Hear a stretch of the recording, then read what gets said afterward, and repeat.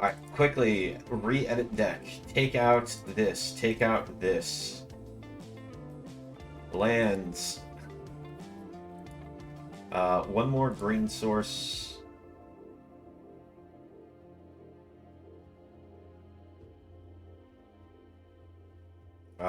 One more green source, there we go. Okay, so on this one, I think we have a pretty good hand. Because we can play this turn 2, this turn 3. If they don't have anything on the board, we can actually use this to attack with lifelink. And we have the ability to play this and equip if we draw an untapped land. So yeah, we'll go ahead and definitely keep.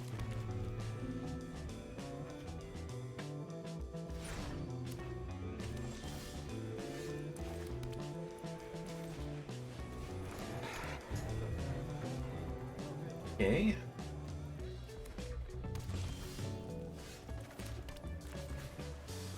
Social climber on board. Oh, you're not a citizen? You're a druid? Well, that's awkward.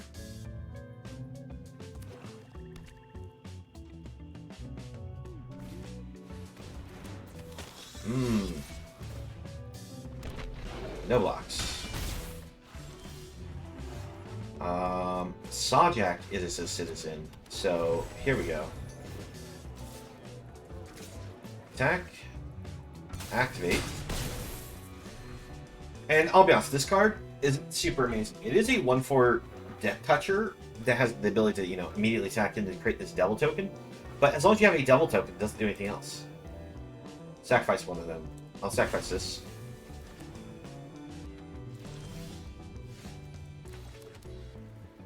Let's go ahead and get the pinions out. And we'll start flying over.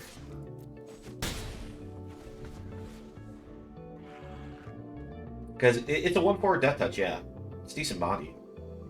But the limitations on how many tokens you can have out is a giant flaw to the card.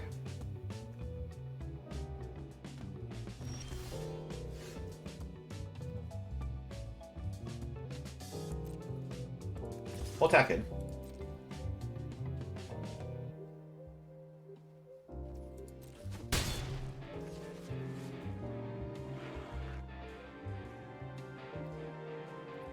Pass it to the opponent's turn. The reason why I'm passing it to the opponent's turn instead of immediately playing this is I'm a little worried they might have a card called Clubber, which when it enters the battlefield gets all your opponent's cards -1/-1. So the shield counter this has won't protect it. He always generates you if you don't have a devil token. You are correct there, Temerel. That's why I said it's a good card, but after he attacks once and you still have this token, it's kind of a useless card. Alright, in response, we'll bring out the Protector. So, with that, they don't have anything they can take from our hand. So, that card was completely wasted. Alright, Witty Roastmaster. That's actually a decent card, but again, this card's not very good. And it's holding them back. Let's see. Does the devil token send a point of damage when they die? Sounds useful if you have... It does. Okay. Diabolos is a good card if you have the cards to support it. Just playing it outright, it's not very strong.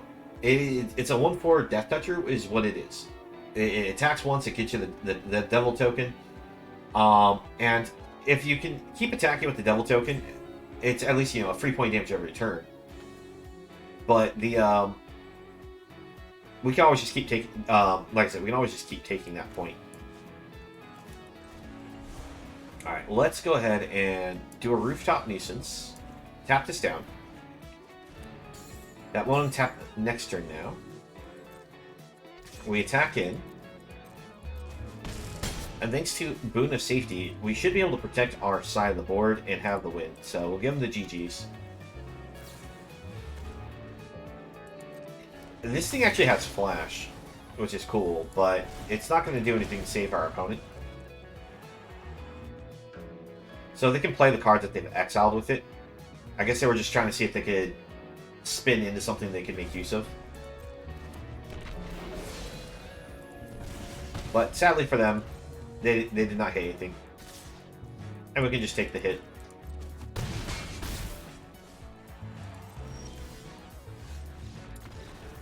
There we go. Alright. This is actually a solid hand. We'll keep it. Still not sure if this card is worth having in our deck or not. We haven't really had a game where it has done anything. It literally showed up, exiled some cards from our own graveyard, and then got destroyed by an artifact destruction spell. But that artifact destruction spell was a 5 damage spell, so it protected a card effectively from being destroyed.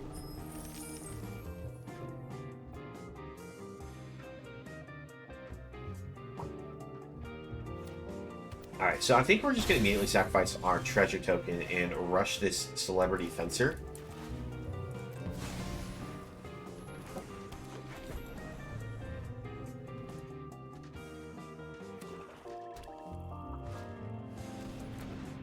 What does this do? Whenever you attack with one or more creatures with counters on them, draw a card. Oh wow, that is a really good card. I don't ever remember seeing that one.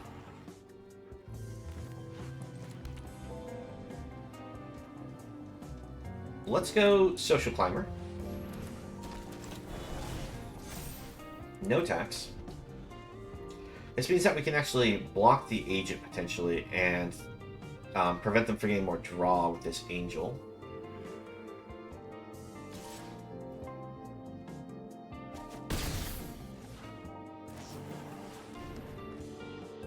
Alright, opponent's casing the joint.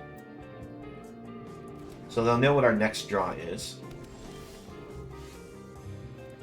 Nothing super amazing, but we'll go ahead and just hard cast this. Put the counters here. And we swing for 10.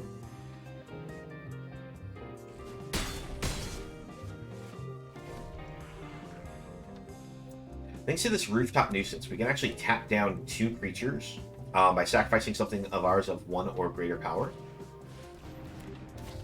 So if they don't leave all their creatures back for blocking, we could kill them. Oh, opponent! You didn't want to do that!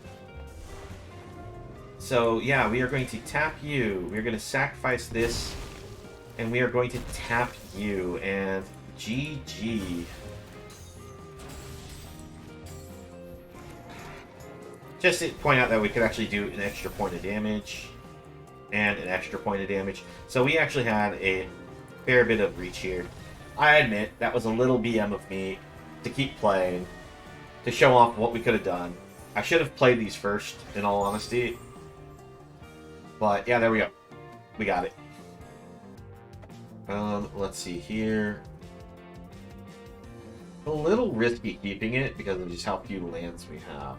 But we do have the all mana fixer right here in hand. I think I'm going to risk it. I probably shouldn't, but I'm going to risk it.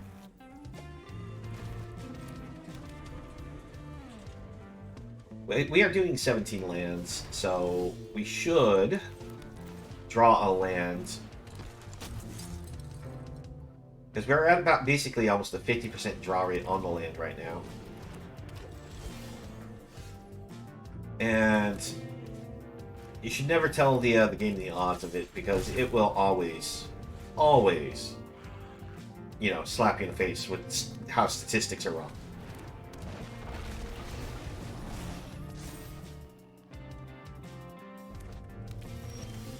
Okay, cool. We got a land. We'll go for the Social Climber. We get the attack in because this doesn't have the ability to attack or block unless they have 7 or more lands in play. Now, they are really close to being able to do that. Alright, oh, wait. I did not mean to sacrifice. Actually, let's just go ahead and Warm Welcome. Get a Sawjack.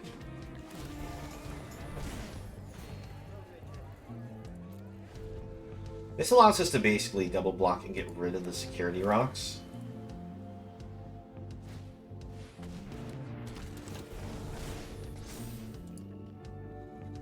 Alright, next land, opponent can attack with the Stomper.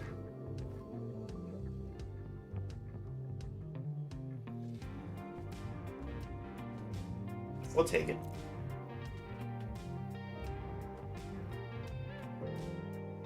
What you gonna do, opponent?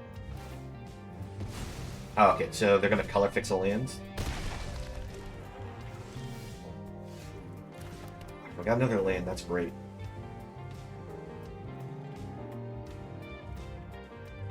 But what do we want to do? We use Sleep with the Fishes. We can keep this permanently tapped down. But I think this... Let's see. No, that's not nearly as important to worry about.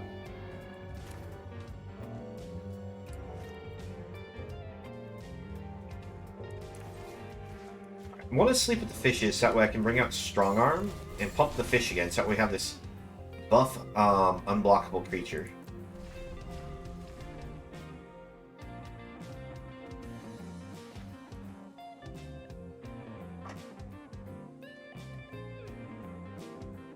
Still at the risk of the opponent having a clubber here, and that would just kill 3 of our cards. Alright, Masked Bandit, that's what I was actually more worried about. Actually, I just realized the opponent had to actually do this so that they can try to play this. Block here.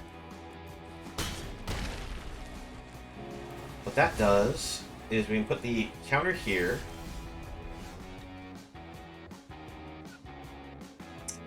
We can't draw lands, unfortunately, in this game. This is what we're going to do. We're just going to attack in for the 1 here, pass it to the opponent. We're going to Rooftop Nuisance and tap both of these.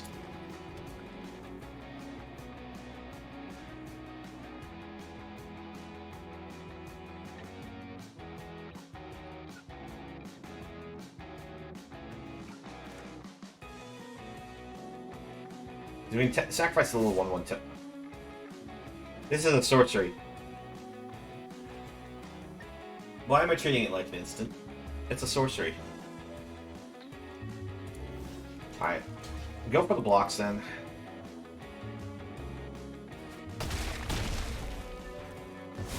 That was a giant waste of a turn on our end then, because I accidentally forgot this is a sorcery, not an instant.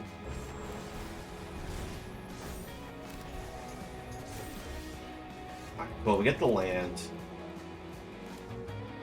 Gotta change the plans up here a little bit. Bring this down. A few counters. 2 counters on itself.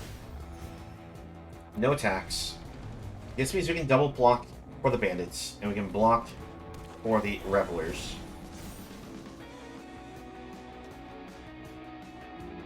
Are they willing to make the trade, though? No, they're ready to rumble. That is unfortunate. Alright. We're just straight up dead to this bandits.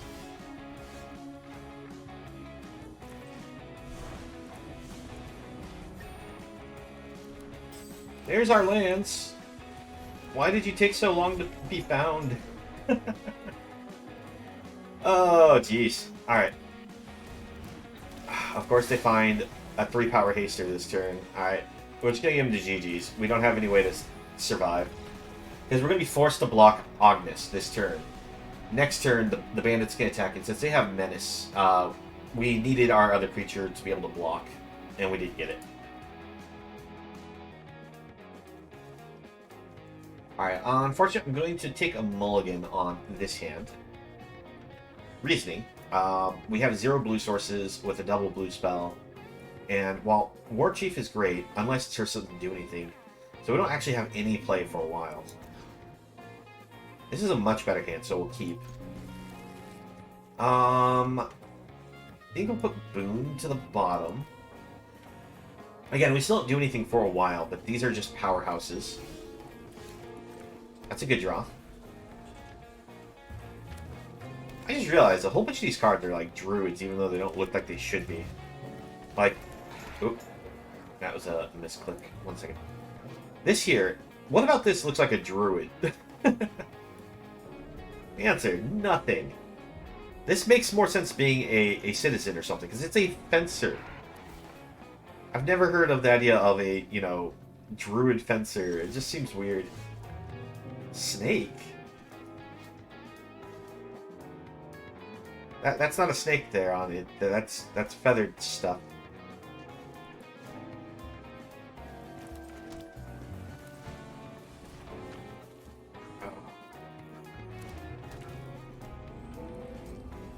Oh, I get what you're saying now on the snake comment. Being a fencer as a druid that is a snake. Like snake forming. But still, it doesn't this art does not give me any druid vibes at all is my issue. Now I get it. They're supposed to be like dressed up for the gala, like kind of idea. Like they are meant to be this person who's in the limelight. It just feels so awkward for you calling that a druid. Considering druids are usually people who aren't you know, heavily influenced by a societal base in most lore aspects. Yeah, they're generally also earthy. Nothing about this looks nature-esque to it.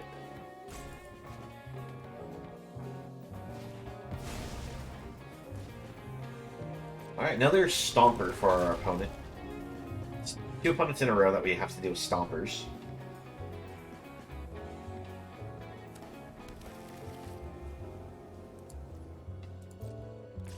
Yeah, so we're going to take 3 damage from this.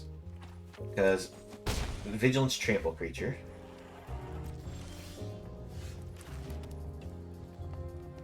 Let's go ahead and bring down our Fencer. So we can start building it up. Although, sadly, I think we're going to have to trade this Fencer against this Jewel Thief.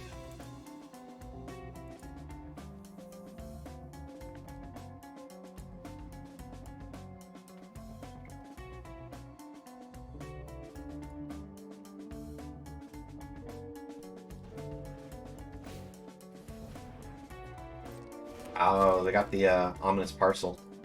So they can sacrifice this for 5 mana to deal 4 damage to any creature. But they can also sacrifice this to look for mana. Unfortunately, the opponent, though, getting all the answers, which means whatever we bring out next turn...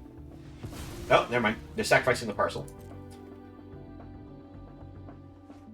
I was going to say, whatever we bring out next turn, they have the answer for it, but thankfully they just eat up something with the parcel there. Let's go ahead and eat some cards out of the graveyard.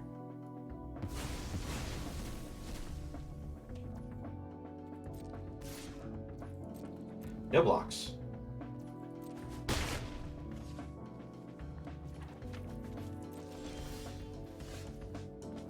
Alright, here's the thing. If I go for Celebrity Fencer right now, if we draw a land, we can actually go Sawjack, Bruiser, and get a double grow. But we're looking at the fact that the opponent's going to be coming in for a lot of damage this turn, so... Alright, I'm going to risk it.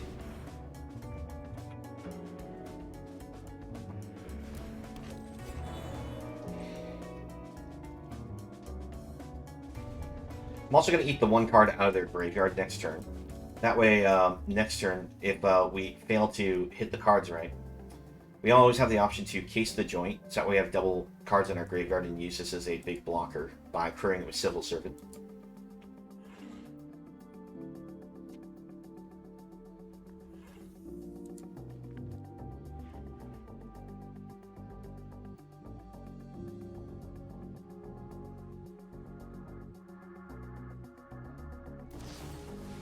Alright, opponent just has all the answers. And unfortunately, that one is an exile-based one. But thanks to them doing that, we actually can crew up Curse and use it as a blocker here. Do they make the mistake? They do. Alright, so we're going to crew. Hopefully they don't have a burn spell just to, you know, show me up. So we block. Before damage. You serious? You have an answer?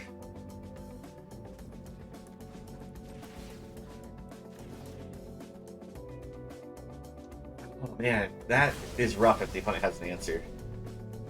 Okay, good, they don't. They don't. They, like, paused for a moment, made me think that the opponent had an answer there. We did, unfortunately. Whiff on lands. And we continue to whiff on... Oh, you gotta be kidding me. Opponent gets a ready to rumble next turn, so they have an answer for our hearse. So, tell you what, we're just going to crew it up and send it in.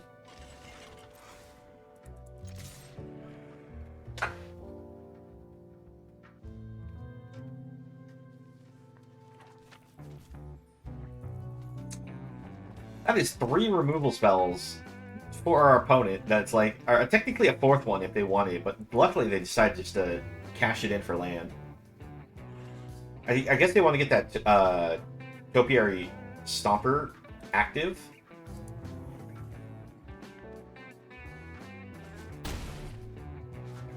Jeez. Alright. Did they just fire it off right away? It is a sorcery spell, so if they don't go for it this turn, they can still always do it next turn.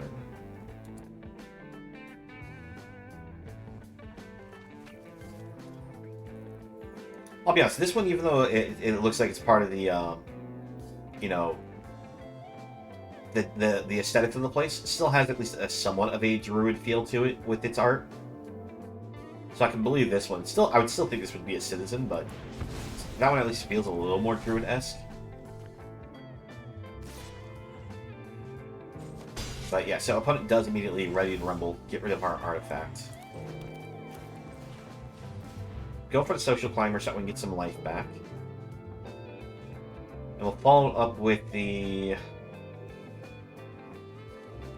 Broker's Initiate.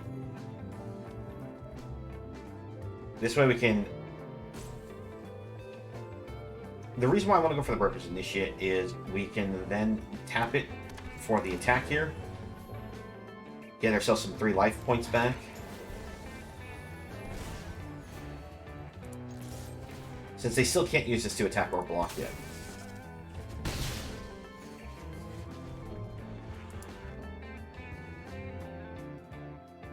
Unfortunately, though, the opponent has now answered 3 of our big cards. 2 Celebrity Fencers and 1 Hearse. One of our Fencers is in exile. Let's see. Bring out Bruiser.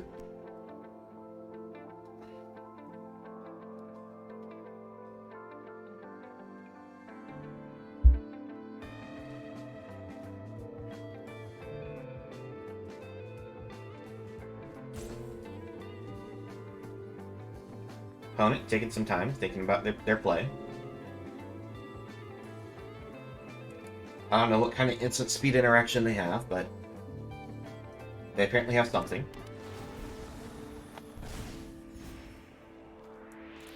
Bring out Sawjack over Veteran.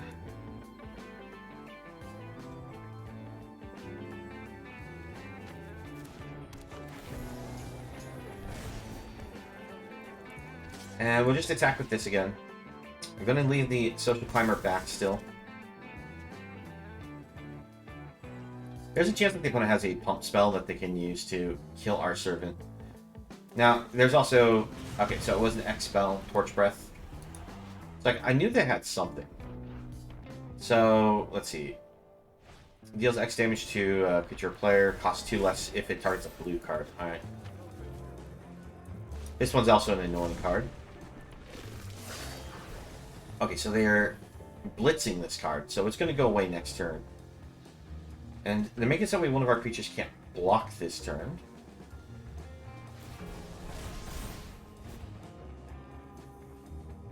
So we're going to end up taking a bit of a hit. Go for double block, kill Stomper.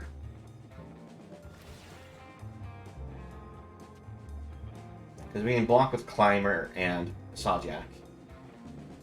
No reason to block Jockey, because it's going to die at the end of turn anyway. Oh, wait, no, I can't double block because it's Jockey. So we'll just take the big hit.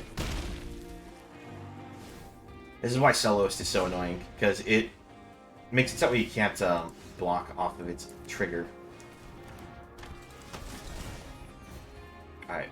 We pass back after bringing out the veteran. How does the graveyard eating artifact work? Oh, sorry, if you missed it. Our graveyard artifact thing, the unlicensed hearse, is I imagine what you're talking about. So you tap it, you get exile 2 cards from a single graveyard, and then you can crew it for only 2 power. Its power and toughness is equal to the number of cards that have been crewed. I'm sorry, equal to the amount of cards that have been exiled, is what I meant to say. Specifically by it, not just cards in exile, just cards that have been exiled by it.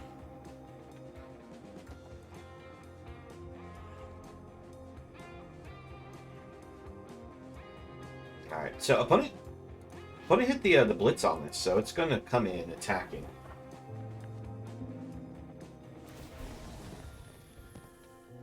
This soloist trigger took a while to activate.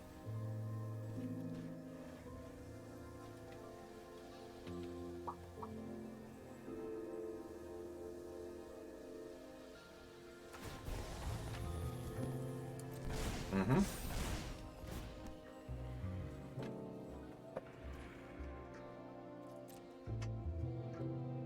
Let's see, what does the opponent do here? Alright. Flashing Protector. And opponent has scooped it up. Alright, cool, we get there. Thank you for watching the video. Please leave a like if you enjoyed and subscribe for more content. If you'd like to join me while I stream, you can find me on Twitch, the link below. I hope to see you again in the next video and have a nice one.